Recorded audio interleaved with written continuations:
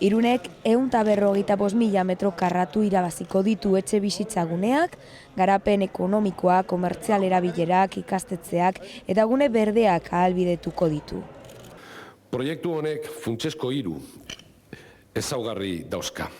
Abaidura handiko trena zabaltzen jarraituko dugu, Frantziarekin lotura bermatuz, herria guztiz eraberrituko du bitan zatitzen zuen lubakia kenduz, eta azkenik aurrera eramaten ari diren beste azpiegitura proiektuekin batera eskualde hau Gipuzkoa eta Euskadi osoko motore ekonomikoa bihurtuko da.